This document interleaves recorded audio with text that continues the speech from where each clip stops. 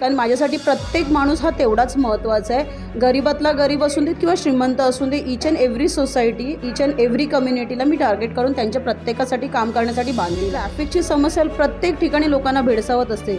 प्रत्येक वेळेला मदत लागते, कधी रात्री अपरात्री मदत लागते. त्यासाठी आम्ही एक हेल्पलाइन तयार करू आणि त्यांना मैं जीवी न्यूज़ से गीता पटेल। आज हम हैं खार वेस्ट के 98 वार्ड में, जहां पे महानगर पालिका का चुनाव होने वाला है और हमारे साथ में एक नया चेहरा है, दीप्ति ताई। आज हम उनसे थोड़ी सी बात करेंगे इस चुनाव के ऊपर। नमस्ते ताई, आपका इंट्रोडक्शन दीजिए पहले छोटा सा। नमस्ते, मेरा नाम है दीप्ति चंद्रकांत काते। पहिला तर सगळ्यांना जय महाराष्ट्र। मला राजसाहेबांनी महाराष्ट्र नवनिर्माण सेनेकडून 98साठी अधिकृत उमेदवारी दिली आहे, त्याबद्दल पहिला तर सर्वप्रथम मी सगळ्यांचे धन्यवाद मानते. आणि मला वाटतं नवीन चेहरा नाही आहे 98साठी.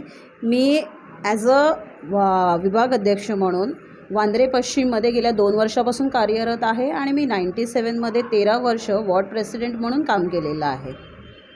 माझी अजून एक ओळख सांगितलं तर माझं शिक्षण BCom झालेलं आहे. त्याच्यानंतर मी डिप्लोमा केलेला आहे फायनान्स मॅनेजमेंटमध्ये. गेली 13 वर्ष मी जवळपास आमच्या पूर्ण विभागातले BMC रिलेटेड जेवढे इश्यू आहेत किंवा SRA रिलेटेड इश्यू आहेत, कुठलेही नागरिकांचे जे काही प्रॉब्लेम्स माझ्यापर्यंत येतात ते पूर्णपणे सोडवण्याचे प्रयत्न करते. तो ताई, ये चुनाव के बाद आपका पहला मुद्दा क्या होगा लोगों के हित में?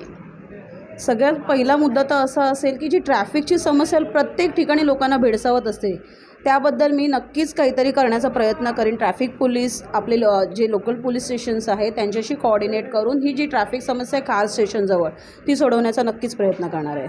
और ताई, अभी ये चुनाव के ज़रिए आप किस मेन कम्युनिटी को टारगेट करने वाले हैं? मी ईच अँड एव्हरी कम्युनिटीला मला वाटतं मी टार्गेट करीन. कारण माझ्यासाठी प्रत्येक माणूस हा तेवढाच महत्त्वाचा आहे. गरीबातला गरीब असून दे किंवा श्रीमंत असून दे, each and every society, each and every कम्युनिटीला मी टार्गेट करून त्यांच्या प्रत्येकासाठी काम करण्यासाठी बांधील आहे. अगर मान लीजिए आप ये चुनाव जीत जाते तो सबसे पहले BMC में जाने के बाद आपकी चीज़ क्या होगी जो आप बदलना चाहते या जो व्यवस्थित करना चाहते?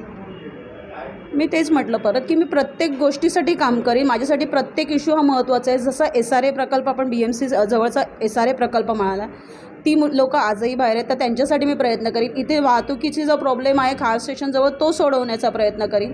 महिलांचे जे इश्यूज असतात किंवा महिलांना कधी मार्गदर्शन लागतं, स्वयंरोजगारासाठी मार्गदर्शन, त्या प्रत्येक गोष्टीसाठी मी काम करणार आहे.